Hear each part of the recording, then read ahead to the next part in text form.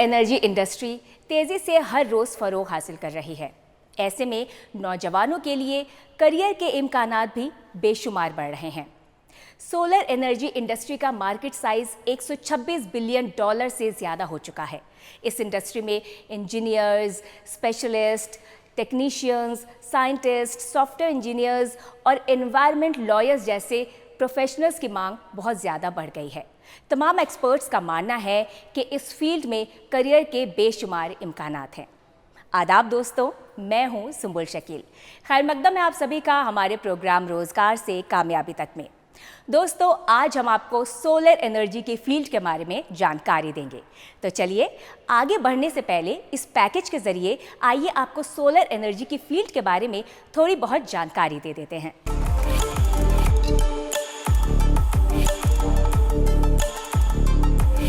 Energy के शोबे में मुल्क को खुद मुख्तार बनाने में रिन्यूएबल एनर्जी के प्रोडक्शन को फ़रोग़ देना काफ़ी अहम है और इस ज़िम्न में सोलर एनर्जी की अहमियत काफ़ी अहम हो जाती है। सोलर इंडस्ट्री में नौकरियों की बात करें तो सोलर एनर्जी इंडस्ट्री में इंजीनियरिंग टेक्नीशियन के तौर पर काम किया जा सकता है। एक्सपर्ट्स का मानना है कि सोलर एनर्जी पर सरकारें और मल्टीनेशनल कंपनियां बड़े पैमाने पर इन्वेस्ट कर रही हैं, जिसके चलते इस सेक्टर में काफ़ी नौकरियां पैदा हो रही हैं। सोलर एनर्जी से मुतालिक कोर्स करने के लिए 12वीं में मैथ्स, केमिस्ट्री और फिजिक्स जैसे सब्जेक्ट्स के साथ 60% नंबरों से पास होना ज़रूरी है। इसके बाद आप मैकेनिकल या इलेक्ट्रिकल इंजीनियरिंग में बैचलर डिग्री कर सकते हैं। जो लोग सोलर इंजीनियर के तौर पर करियर बनाना चाहते हैं वो chemistry, computer science, civil engineering या इससे मुंसलिक सब्जेक्ट्स में भी महारत हासिल कर सकते हैं। सोलर इंजीनियर का काम पैनल डिज़ाइन करना और एनर्जी को कन्वर्ट करने वाला इंजन बनाना भी है।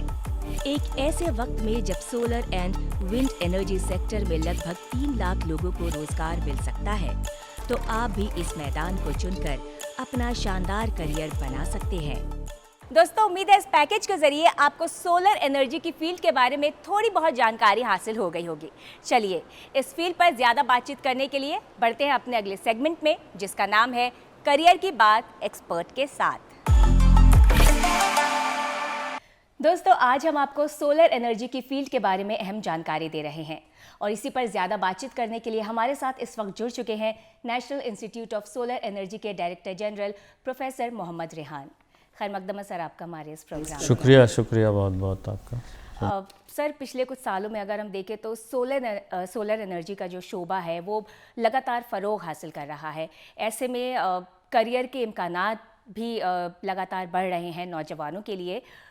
तो सबसे पहले आपसे यही जानना चाहेंगे, अगर कोई नौजवान इस फील्ड में आना चाहे और आपसे समझना चाहे एक लेमैन के ज़बान में, सोलर एनर्जी की फील्ड क्या होती क्या है ये? देखिए, शुक्रिया बहुत बहुत सुंबुल, पहले तो आपका और आपकी टीम का कि आपने इतने अहम टॉपिक को चुना अपने प्रोग्राम के लिए। और मैं सब पहले इसके ऊपर बात करना चाहूँगा कि सोलर एनर्जी इतना अहम क्यों हो गया है। तो वजह यह है, और आज आप लोग जिस टाइम में प्रोग्राम कर रहे हैं उसमें हम और अच्छे से समझ सकते हैं कि हर तरफ ये बात इस्टेब्लिश हो गई है कि टेम्परेचर जो है, यानी जिसको हमारी अर्थ है उसका जो टेम्परेचर है वो बढ़ रहा है। बिल्कुल। जिसको हम साइंटिफिक ज़बान में ग्लोबल वार्मिंग कहते हैं। और आप पिछले 2-3 दिन से 4 दिन से देख रहे होंगे टेम्परेचर्स की रिपोर्ट है, कहीं 47 डिग्री दिखा रहा है, कहीं 46 डिग्री। अभी सुबह में एक रिपोर्ट थी कि देहरादून का टेम्परेचर भी 40 प्लस है, 41, 42। तो इसकी वजह क्या है? इसकी वजह यह है कि ग्लोबल वार्मिंग का ये असर है। अब सवाल ये, ग्लोबल वार्मिंग का एक सीधा कनेक्शन हमारे बिजली के खपत से है। बिजली बनाने का जो आम तरीका है वो हम कोयला जलाते थे, बिजली बनाते थे, और उस कोयले को जलाकर जब हम बिजली बनाते हैं तो एक बड़ा सोर्स है वो कार्बन डाइऑक्साइड का। जितनी ज़्यादा बिजली हम कोयला जलाकर बनाएंगे उतनी ज़्यादा हम कार्बन डाइऑक्साइड रिलीज़ कर रहे होंगे, और जितनी ज़्यादा कार्बन डाइऑक्साइड जाएगी बाहर एटमॉस्फेयर में उतना ग्लोबल वार्मिंग बढ़ेगी। तो एक सीधा कनेक्शन बनता है। अब सोलर एनर्जी से अगर हम बिजली बनाते हैं तो उसमें कार्बन डाइऑक्साइड का कोई रोल नहीं है, कोई कार्बन डाइऑक्साइड नहीं आएगी। इसलिए ये ऐसा सोर्स है जो हमें ग्लोबल वार्मिंग के ख़तरे को रोकने में, कम करने में मदद कर सकता है। इसीलिए दुनिया भर में इसके ऊपर बहुत काम हो रहा है। हमारे मुल्क में इसमें बहुत अच्छा काम हुआ है और हम लोग पिछले करीब 10 साल से भी कम के वक्फे में हम पहले करीब 10 साल पहले हम लोग 10 मेगावाट, जैसे आम अगर हम बात करें तो वाट सब समझते हैं। जब हम इलेक्ट्रिक एनर्जी की बात करते हैं तो आप कहोगे पंखा 40 वाट है, ट्यूबलाइट 20 वाट है, ऐसे। तो इसी 1000 वाट 1 किलोवाट कहलाता है और 1000 किलोवाट 1 मेगावाट हो जाता है और 1000 मेगावाट 1 गीगावाट हो जाता है। तो हम लोग कुछ साल पहले यानी 10 साल पहले सिर्फ 10 मेगावाट पूरे मुल्क में था और आज हमारे पास 82,000 मेगावाट के करीब सोलर एनर्जी है। तो इसने बड़े पैमाने पर इसमें काम हुआ है और इसको अपनाना इसलिए ज़रूरी है कि ये हमारे एनवायरनमेंट को यानी माहौल को बचाने के लिए एक बहुत बड़ा इसका रोल है। और साथ में ये अब इस लेवल पर आ चुका है कि और सारे ज़राए के मुकाबले ये पैसे में भी सबसे ज़्यादा बचत, सबसे सस्ता एक तरह से ये है बिजली के लिए, आम इंसान के लिए भी। तो इसलिए आज की तारीख में सोलर एनर्जी सबसे अहम सोर्स हमारा बन गया है। Sir, national institute of solar energy की अगर हम बात करें तो रिन्यूएबल एनर्जी, खासकर सोलर एनर्जी को फ़रोग़ देने में कितना अहमियत का हामिल हो जाता है, कितने ज़्यादा अहम हो जाता है ये इंस्टीट्यूट? देखिए, national institute of solar energy जो है वो हमारा एक नेशनल इंस्टीट्यूट है, सोलर का वाहिद मतलब जिसे कहना चाहिए। और इसका जो रोल है वो बहुत अहम है नए ज़माने में। तो मैं आपको बताना चाहूँगा कि हम 4-5 तरीके से हम इसमें रोल अदा कर रहे हैं और रोल ये बढ़ता जाएगा। पहला तो रिसर्च है, जिसमें कि हम सोलर एनर्जी से मुताल्लिक़ चीज़ों के ऊपर रिसर्च करते हैं और मिनिस्ट्री को अपना इनपुट देते हैं, इंडस्ट्री को इनपुट देते हैं, वो एक है। दूसरा हमारा एजुकेशन है, जिसमें हम कुछ टीचिंग एजुकेशन प्रोग्राम्स के साथ मिलके हम स्टूडेंट्स को एजुकेशन देते हैं।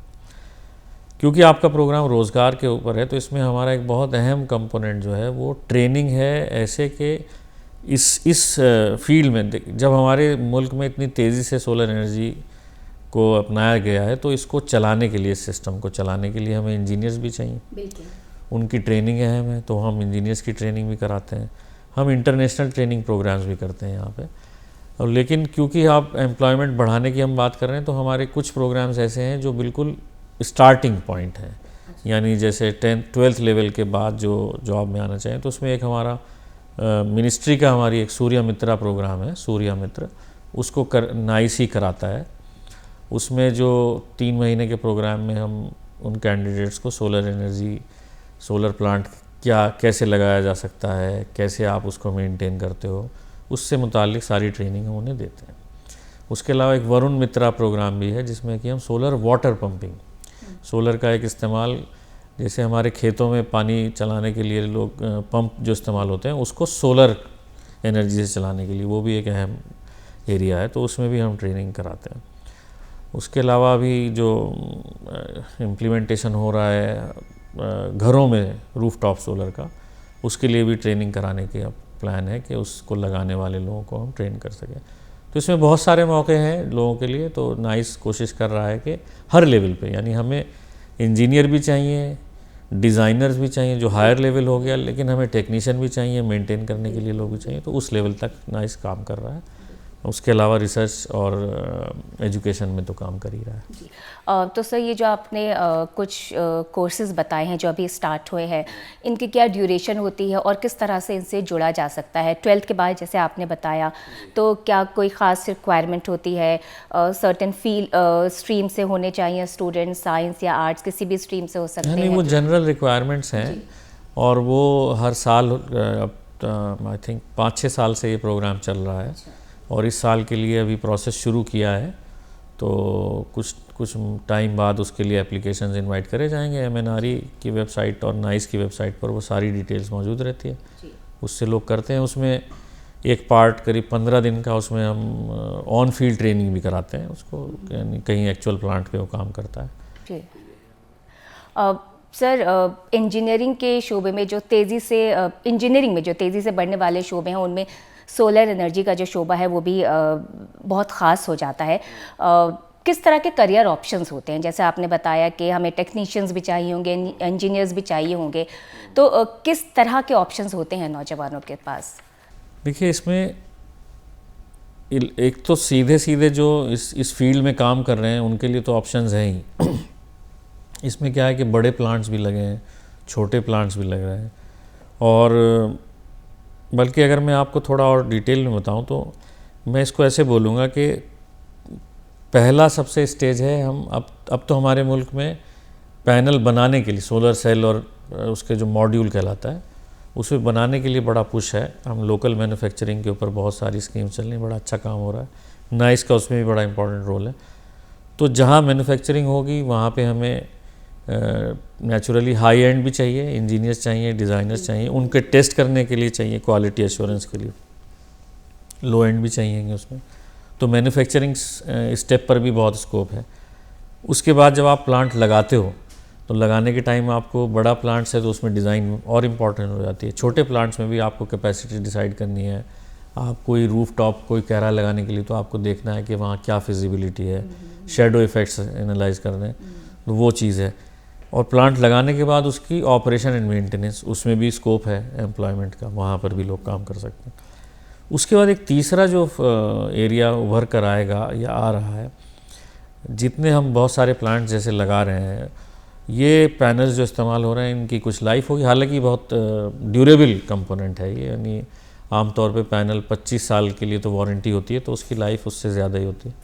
लेकिन जब उसकी लाइफ ख़त्म होगी तो फिर हमें उसको रिसाइकिल करना या प्रोसेसिंग करना है उसकी, तो उसमें भी बहुत सारे मौके जो ट्रेंड लोग होंगे उनके लिए पैदा होंगे।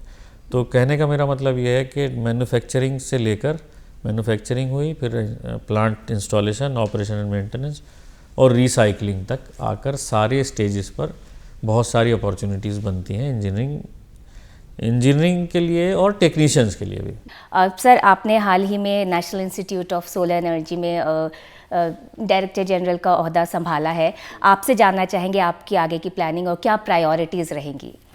देखिए, हमारी प्रायोरिटीज़ जो हैं वो मुल्क के, क्योंकि हम मिनिस्ट्री से अटैच्ड इंस्टीट्यूट हैं, तो हमारी प्रायोरिटीज़ जो हैं वो मुल्क की प्रायोरिटीज़ की लाइन में होंगी। हम जो मुल्क की पॉलिसीज़ हैं हमारे सोलर एनर्जी से रिलेटेड, उस बहुत अच्छी स्कीम्स हमारी बनी है, इम्प्लीमेंट हो रही हैं, उनको अच्छे से अच्छे उनका इम्प्लीमेंटेशन। उसके अलावा हम ये चाहेंगे कि हम मिनिस्ट्री को रेलेवेंट इनपुट हमारे जाते रहें। हम ये कोशिश करेंगे कि दुनिया भर में जो नए डेवलपमेंट हो रहे हैं इस फील्ड में, हम उनसे उनके बारे में जानकारी हमें हो, हमारी एक्सपर्टीज़ हो, और वो हम इस्तेमाल करें अपने मुल्क में आने वाले टाइम के लिए भी अच्छी पॉलिसीज़ बनाने के लिए। तो ये एक बाई डायरेक्शनल प्रोसेस है कि जो स्कीम्स चल रही हैं उनका अच्छा इम्प्लीमेंटेशन, नई स्कीम बनाने के लिए दुनिया की अच्छी स्कीम, अच्छे एक्सपीरियंसेस को समझना और उनको फिर यहाँ पे इम्प्लीमेंट कराना, एक तो ये चीज़ है। दूसरा, जैसे मैंने बताया कि हम इसमें, ये फील्ड ऐसी है जो नई फील्ड है और इसमें ट्रेंड लोगों की, इंजीनियर हो या नॉन इंजीनियर हो, टेक्नीशियंस हो, उसकी कमी है अभी। तो उस कमी को पूरा करना ज़रूरी है। तो हम उसके लिए हम कई तरह के प्रोग्राम्स चलाते हैं। कुछ ऑर्गेनाइजेशंस हमसे रिक्वेस्ट भी करते हैं कि हमारे लिए इस सोलर के इस सेक्टर में प्रोग्राम कर दीजिए, तो वो भी करते हैं। तो हम अपने ट्रेनिंग को और स्ट्रेंथन करेंगे और रिसर्च में हम जो हमारे इम्पॉर्टेंट एरियाज़ हैं उनके ऊपर हम अपना जो काम चल रहा है उसको और स्ट्रेंथन करके और अच्छा आउटपुट देने की कोशिश करेंगे। जी सर, आपने अलीगढ़ मुस्लिम यूनिवर्सिटी में स्मार्ट ग्रिड और सोलर एनर्जी के शोबे में भी अहम काम किया है, उसके बारे में आपसे जानना चाहेंगे। देखिए, हमने यूनिवर्सिटी के अंदर जो इलेक्ट्रिसिटी कंजम्पशन, वो एक मेजर चैलेंज था दोनों टर्म्स में, यानी फाइनेंस के टर्म्स में भी और एनवायरमेंटल कंसर्न तो है जैसे मैंने बताया आपको। तो हम लोगों ने करीब 10 साल पहले कोशिश की कि हम यूनिवर्सिटी को एक मॉडल यूनिवर्सिटी बनाए जो ग्रीन एनर्जी यानी सोलर एनर्जी एडॉप्शन के। तो हम लोगों ने वहाँ पर 6.5 megawatt solar energy setup start कर दिया था। 2017 से वो काम कर रहा है, जिसमें कि जो कि मेरी जानकारी के मुताबिक किसी एकेडमिक इंस्टीट्यूट में उस वक्त तो बिल्कुल नहीं था इतनी कैपेसिटी। आज भी कम ही इंस्टीट्यूट्स होंगे हमारे मुल्क में जो इस लेवल की कैपेसिटी है। और उससे हमने क्या किया कि हम करीब 27,000 यूनिट्स एक दिन में जनरेट करते हैं उस सेटअप से, जो कि अगर एक रफ़ कैलकुलेशन से बताऊं तो 20,000 किलो कार्बन डाइऑक्साइड एमिशन को हम एक तरह से रोक रहे हैं अगर हम वो बिजली ग्रिड से ले रहे होते हैं। तो ये हमारा कंट्रीब्यूशन रहा। फिर हम लोगों ने, क्योंकि यूनिवर्सिटी में ये काम था, तो उसको बहुत अच्छे से इस्तेमाल कर पाए ट्रेनिंग और रिसर्च में। बहुत सारे स्टूडेंट्स ने उसमें रिसर्च किया, जो हम इम्पॉर्टेंट क्वेश्चंस थे, ट्रेनिंग कराई गई उसमें। अभी भी कर रहे हैं लोग, बहुत ट्रेनिंग्स चलती हैं, बीटेक प्रोग्राम, एमटेक प्रोग्राम। और बहुत से हमने वर्किंग इंजीनियर्स को भी ट्रेन किया, क्योंकि बहुत से लोगों के लिए उस वक्त ये नया था। बाद में तो प्लांट्स बहुत से हो गए हैं, तो बहुत से वर्किंग इंजीनियर्स भी आए, उन्होंने भी सोलर प्लांट देखे और उससे एक अच्छी अंडरस्टैंडिंग बनी। बहुत से और दूसरे इंस्टीट्यूट्स ने हम, एक मिलता है ना आपको, जब आप सक्सेसफुल एग्जाम्पल देखते हो तो आप इंस्पायर होते हो कि हम भी अपने इंस्टीट्यूट में कर सकते हैं। तो बहुत से इंस्टीट्यूट, हमें खुशी है कि बहुत से और इंस्टीट्यूट्स ने भी उसको देखने के बाद अपने यहाँ इसको अप्लाई किया। जी सर, रिन्यूएबल एनर्जी की जब हम बात करते हैं तो इंस्टीट्यूट की जिम्मेदारी कैसे बढ़ जाती है? इसमें मैं एक बात ये मेंशन करना चाहूँगा कि रिन्यूएबल एनर्जी, कुछ साल पहले से रिन्यूएबल एनर्जी की हम लोग बात कर रहे हैं, लेकिन हम पहले और अब में क्या फ़र्क है? पहले हम रिन्यूएबल के ऊपर ज़ोर इसलिए देते थे, हम कहते थे कि कोयला कम है, ख़त्म हो जाएगा, है ना। इसलिए हम कहते थे कि नॉन रिन्यूएबल सोर्स कोयले को छोड़ दो और रिन्यूएबल सोर्स के ऊपर आ जाए। लेकिन अब हम ये नहीं कह रहे हैं, हम चाहते नहीं है कोयले को ख़त्म करना। हम चाहते हैं कि कोयले से तो हमें हटना ही है, वो ख़त्म हो या ना हो, हम कोयला इस्तेमाल ना करें। इसलिए अब जो कॉन्सेप्ट है वो ग्रीन एनर्जी, इसलिए आप देखोगे कि ये टर्म ज़्यादा इस्तेमाल करते हैं लोग, कि एनर्जी का ग्रीन होना हमारे लिए इम्पॉर्टेंट है। कोयले को बचाने की वजह से हम नहीं बचा रहे हैं, बल्कि हम कोयले से जो कार्बन डाइऑक्साइड है उसके लिए हम कर रहे हैं। अब यूनिवर्सिटी इंस्टीट्यूट्स जो है उनका कई तरह से अहम रोल है। पहला तो मैं मानता हूँ कि सबसे अहम रोल है अवेयरनेस जनरेशन, क्योंकि हमारे पास अगर वो एकेडमिक इंस्टीट्यूट है जहाँ पे स्टूडेंट्स भी हैं, तो हम स्टूडेंट्स को जब अवेयर करते हैं तो हम एक तरह से वो मैसेज कहते हैं ना कि if you catch them young, किसी भी नए बिहेवियरल चेंज के लिए, कोई चेंज लाने के लिए यंग लोग आर मोर इफ़ेक्टिव, तो हम अवेयरनेस जनरेशन सबसे इम्पॉर्टेंट है। अगर कोई नॉन टेक्निकल कॉलेज भी है तो भी वो अवेयरनेस जनरेशन के ऊपर तो काम कर सकता है। तो हम क्लाइमेट चेंज, सस्टेनेबिलिटी, और क्यों इम्पॉर्टेंट है ग्रीन एनर्जी या एनर्जी कंजर्वेशन, ये सारी बात हम कर सकते हैं। अगर टेक्निकल इंस्टीट्यूट है तो उसका काम नेचुरली उसको फिर एजुकेशन देना, उसमें उस एरिया में हमें ट्रेंड मैन पावर मिले। और फिर तीसरा रिसर्च जो क्वेश्चंस हैं उसमें वो एड्रेस करें। तो एजुकेशनल इंस्टीट्यूट्स का बहुत अहम रोल है। पब्लिक अवेयरनेस इसमें सबसे important, one of the most important is creating public awareness also. अब से सोलर एनर्जी की अगर हम ख़ास बात करें तो किस तरह की तालीम दी जा रही है इस फील्ड को लेकर इंस्टीट्यूट्स में, और इंजीनियरिंग के कौन से शोबे अहम हो जाते हैं सोलर एनर्जी की अगर हम बात करें इसमें आगे करियर बनाने के लिए? तो तालीम किस तरह की दी जाएगी ये तो इस पर डिपेंड करता है कि हम किस लेवल के लिए कर रहे हैं। यानी अगर एक मान लीजिए हमारा जैसे 3 मंथ्स हमने ट्रेनिंग प्रोग्राम कर रहे हैं, तो उसका एक बेसिक लेवल होगा जिसमें हम कोशिश करेंगे कि कुछ बेसिक्स बता दिए जाएं और कुछ टेक्निकल पार्ट्स, जिससे कि वो छोटे प्लांट लगाने और इन्हें मेंटेन करने के काबिल हों। ऐसे ही जब हम बढ़ते जाएंगे डिप्लोमा लेवल पर हम थोड़ा सा और डिटेल करेंगे कंटेंट को, डिग्री लेवल पर और डिटेल करेंगे। इस तरह से ये अलग अलग हमारे कंटेंट इस पर डिपेंड करते हैं कि हम किस लेवल के लिए ट्रेन कर रहे हैं। दूसरा सवाल आपका था कि कौन से शोबे अहम हैं। देखिए, शोबे जो अहम है इसमें जो एनर्जी जो फील्ड है इसमें इंजीनियरिंग के सारे शोबे अहम हैं। अच्छा। तो सोलर एनर्जी के साथ भी है, हालांकि हमें देखने में ऐसा लगता है फर्स्ट उसमें कि इलेक्ट्रिकल इंजीनियरिंग से इसका ज़्यादा ताल्लुक़ है भी इसका ज़्यादा ताल्लुक़, लेकिन मटेरियल साइंस का इसमें इम्पोर्टेंट रोल है। फिर जैसे मैंने बताया कंप्यूटर इंजीनियरिंग के लिए इसमें, बिकॉज हम जब ऑपरेशन एंड मेंटेनेंस के लिए जाएंगे, फोरकास्टिंग के लिए जाएंगे, तो उसमें बहुत सारे ऑप्शंस हैं कंप्यूटर इंजीनियरिंग के लिए। सिविल के लिए अपना ऑप्शन है क्योंकि रिलेटेड स्ट्रक्चर तो बनता ही है जब भी होगा। मैकेनिकल के लिए अपने एवेन्यूज़ हैं, केमिकल इंजीनियरिंग।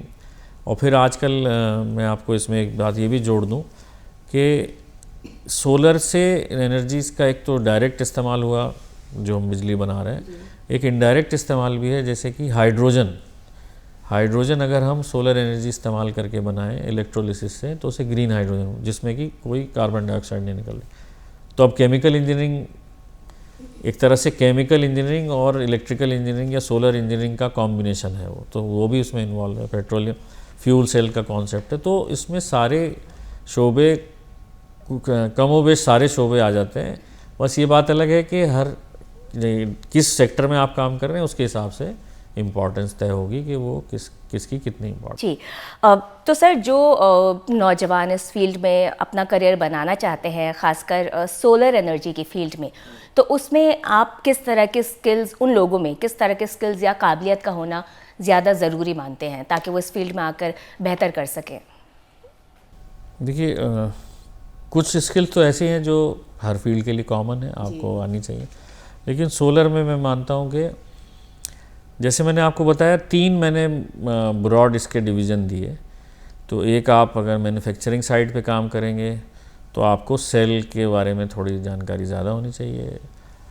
अगर आप ऑपरेशन एंड मेंटेनेंस वाले installation and operation and maintenance में काम कर रहे हैं तो आपको सिस्टम, यानी कि सोलर एनर्जी कैसे पूरे इलेक्ट्रिकल ग्रिड का पार्ट है, क्या इम्पैक्ट है उसके, और क्या कंपोनेंट्स हैं, इन्वर्टर्स हैं, उसके बारे में बैटरीज़ हैं, ये सब मालूम होना चाहिए। और तीसरा, अगर आप रिसाइकलिंग पार्ट पे जा रहे हैं तो वो एक इवॉल्विंग फील्ड है, उसके बारे में उस तरह से आपको जानकारी होनी चाहिए। तो ये डिपेंड करेगा कि हम जो भी कैंडिडेट हैं वो किस सेक्टर को ज़्यादा टारगेट करना चाह रहे हैं, क्योंकि उसके अलग अलग डिमांड्स हैं उसकी। एक बात मैं शायद मैंने अभी कहीं कवर की नहीं कि इसके एक हम दो इसमें कैटेगरी इस्तेमाल करते हैं। एक ऑन ग्रिड सिस्टम कहलाता है, एक ऑफ ग्रिड सिस्टम कहलाता है। आम उसके लिए कह सकते हैं कि ऑन ग्रिड एक बड़ा सिस्टम है, ग्रिड का पार्ट होता है। ऑफ ग्रिड एक छोटा सिस्टम है, छोटी एप्लीकेशन के लिए इस्तेमाल होता है।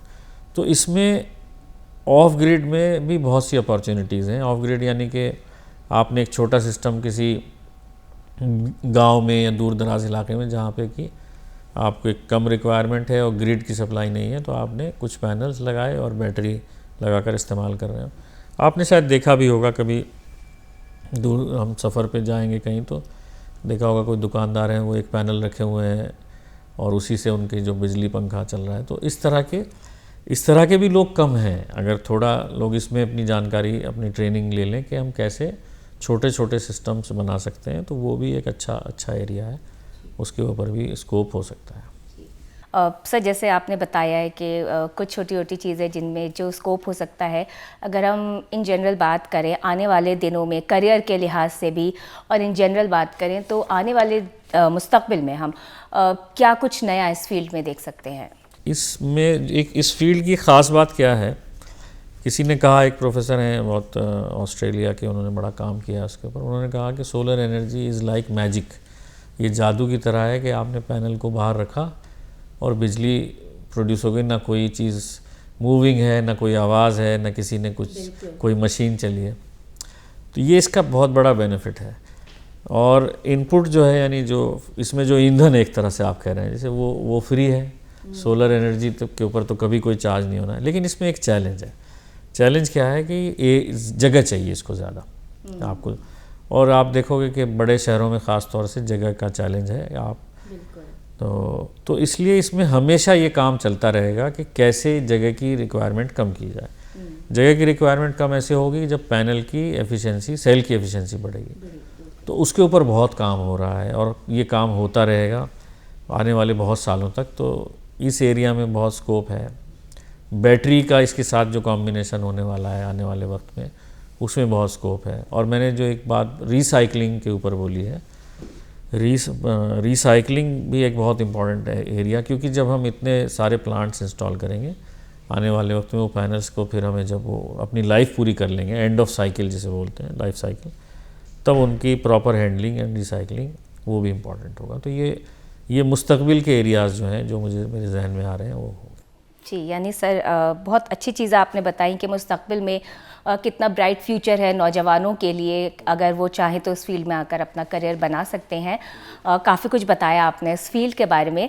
चलते चलते बस आपसे मैसेज लेना चाहेंगे उन नौजवानों के लिए जो इस फील्ड में अपना करियर बनाना चाहते हैं। मैं यही कहना चाहता हूँ कि ये ऐसी फील्ड है जिसमें कि आपको प्रोफेशनल स्कोप भी है और एक तरह से आप एक सोशल कॉज भी है, मैं इसको ऐसे बोलता हूँ, क्योंकि जो हम जो ये चैलेंज हम फेस कर रहे हैं उसमें energy sector, electrical energy sector को डीकार्बनाइज करना बहुत अहम है, और सोलर एनर्जी उसमें हमारे लिए बहुत अहम रोल प्ले करेगा, क्योंकि हमारा मुल्क सोलर एनर्जी के लिए इतना सूटेबल है।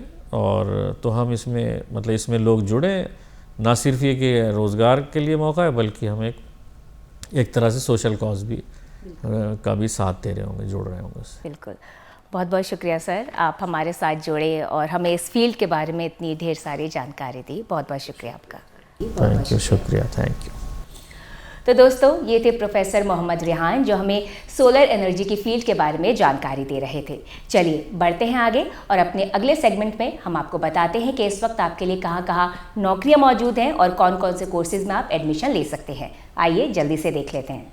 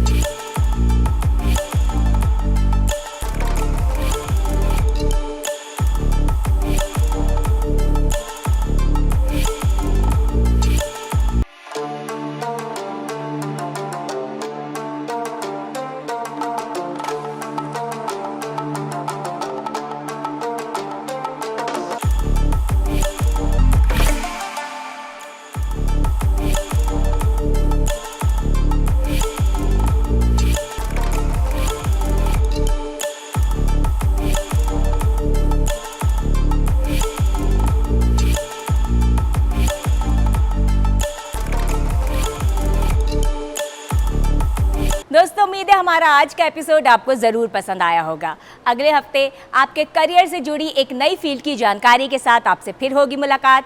तब तक के लिए मुझे दीजिए इजाज़त। आदाब।